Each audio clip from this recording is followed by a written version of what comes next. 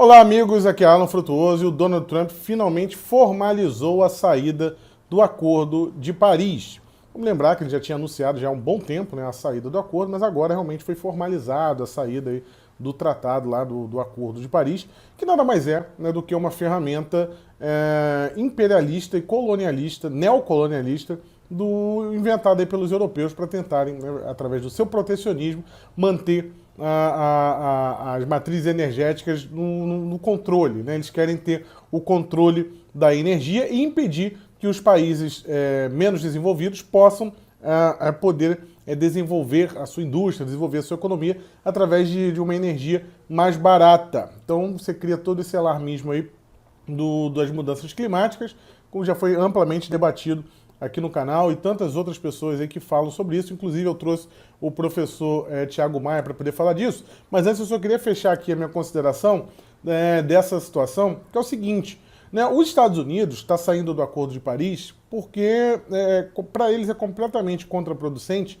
num momento em que os Estados Unidos está tentando recuperar a pujança industrial que ficou aí tão afetada devido às políticas econômicas anteriores e às políticas fiscais que permitiram que as indústrias americanas fossem para outros países. E dessa forma, a China, por exemplo, né, que é um país que nunca respeitou muito aí essa coisa toda de emissão de carbono e energia limpa e tudo mais, que agora está vendo um mercado estratégico nisso, inclusive na questão de energia solar. E por isso eles estão endossando aí esse discurso, também fazem parte do Acordo de Paris, mas, na verdade, isso aí afeta diretamente a economia dos Estados Unidos, e a partir do momento que o Donald Trump diz que não vai fazer mais parte desse acordo, e agora com essa formalização, o que os Estados Unidos está querendo dizer é que eles vão para cima, né, através da sua máquina industrial. Inclusive, essa própria guerra comercial aí com a China mostra, né, que o Donald Trump não está para brincadeira nesse sentido. E, por outro lado, a gente tem eu acho bem engraçado, né, que a esquerda adora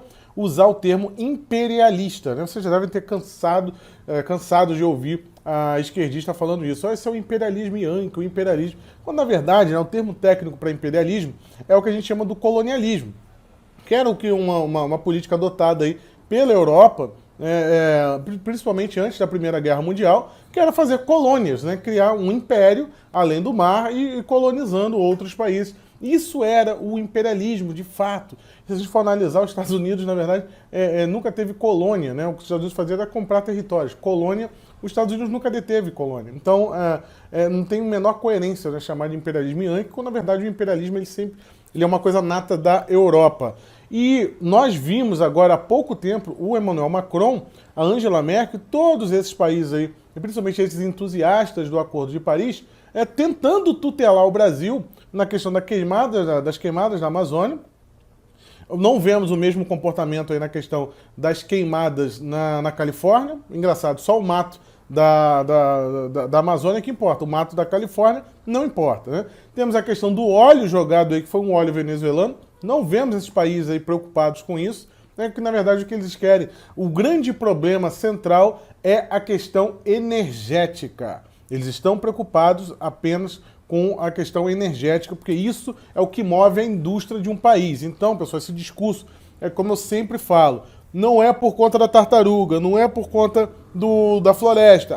O discurso é por conta, né, de questão de competição e desenvolvimento de nações. Então, é isso que eles estão preocupados. E agora o Donald Trump, né, com essa atitude, pode até motivar outros países aí, como a Rússia, por exemplo, a saírem desse acordo, né, que é muito questionável, porque não é interessante para determinados países, né? Esse discurso não cola para todo mundo. O Brasil, por enquanto, já até tratei disso num vídeo no início do ano, o Brasil ele depende ainda desse acordo, né, por conta do lado do Brasil nessa transação. Infelizmente, nós somos muito mais fracos como nação e dependemos da exportação de produtos agrícolas, principalmente, e essa troca e esse aval desse acordo acaba viabilizando essas exportações do Brasil. Então, a gente acaba tendo que ficar, né, à mercê desse Acordo de Paris, mas a própria saída do Trump, e caso haja saída de outros países, né, que têm um poder de barganha maior, pode enfraquecer o próprio acordo como um todo e fazer ele ruir por terra, né, e seria muito bom para quem é antiglobalista, para quem não quer essas organizações supranacionais comandando e legislando dentro de países, né, interferindo diretamente na soberania. Por enquanto, o Acordo de Paris aqui no Brasil, ele não afeta a nossa legislação, ele não traz nada vinculante, né, à nossa legislação. Mas caso isso venha a acontecer, é temerário e não podemos aceitar, né, que algo desse tipo seja imposto aqui no Brasil. Queria deixar com vocês a parte técnica, a palavra do professor Tiago Maia, que é uma fera nesse assunto de mudanças climáticas, né? Parceiro lá do Ricardo Felício, o professor Mulion, tem sempre fazendo lives lá no seu canal, e eu trouxe aqui ele aqui para poder falar da parte técnica energética aí, do que está por trás desse assunto aí para vocês, tá bom? Fiquem agora com o professor Tiago Maia. Olá, Alan, pessoal do canal Vista Pátria. Mais uma vez, né, venho aqui falar para vocês sobre essa coisa de mudanças climáticas, aquecimento global. E essa notícia maravilhosa que Donald Trump, né, disse que está cumprindo a promessa de campanha e tirando os Estados Unidos do Acordo de Paris. Isso é uma notícia fabulosa para a nossa causa.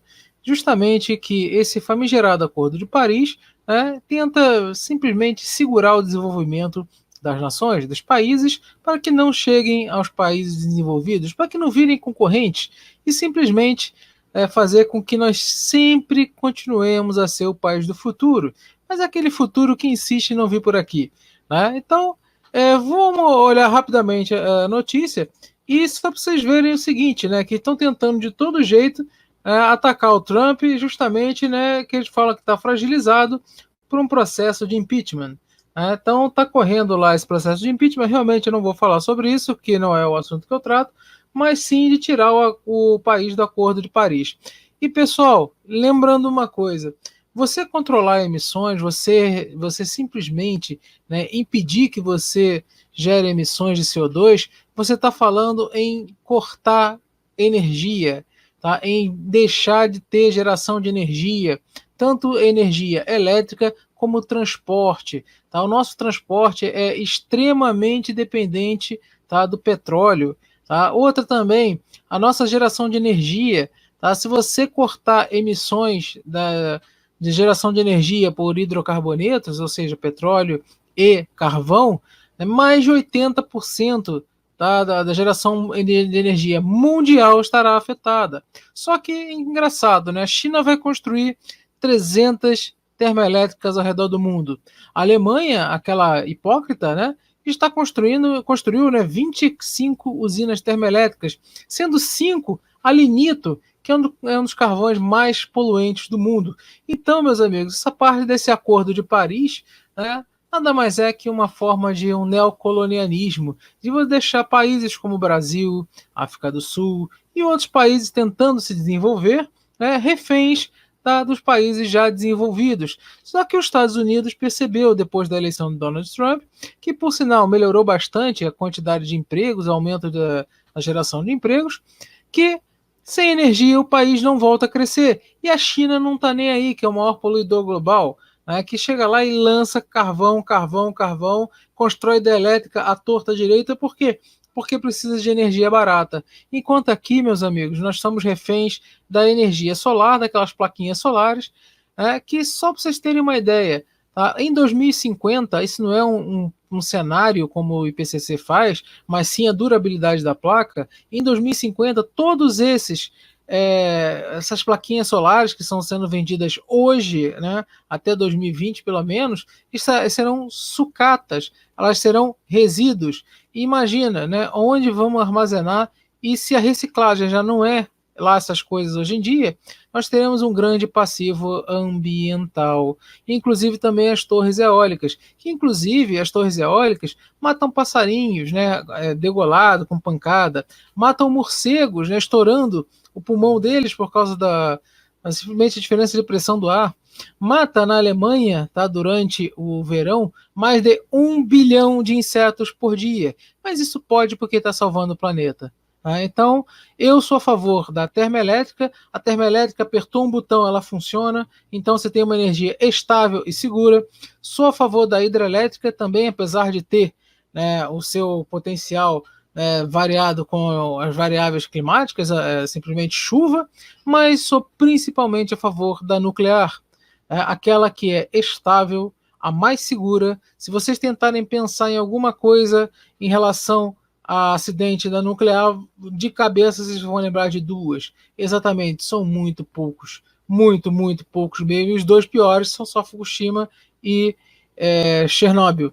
Mas isso aí não é assunto para um próximo vídeo. Lembrando que é muito importante que o Trump permaneça no governo, é muito importante que o Trump ele seja reeleito em 2020, é muito importante que comecemos a nos articular. Agora seria muito legal, né, já que o Brasil ele pode sediar essa assinatura do contrato lá de paz, né, contrato de paz lá entre a China e os Estados Unidos, né, dessa guerra comercial. Seria muito legal se China, né, saísse também do Acordo de Paris. E imagina também se Rússia, já que o Putin ele foi, digamos, ninguém está elogiando o comunismo, ninguém está elogiando isso, mas o Putin ele foi o primeiro chefe de Estado a falar contra o aquecimento global. Tá certo? Então, é isso aí. Lembrando que esse Acordo de Paris em manter a temperatura em 1,5 graus, a temperatura já foi muito mais alta do que isso, num período chamado Holoceno, que nós estamos agora, começou aproximadamente 11 mil anos atrás, até o nosso presente momento, e durante o Holoceno tivemos temperaturas muito mais altas, com CO2 mais baixo. Como a hipótese do aquecimento global explica isso? Essa é a questão. Um abraço.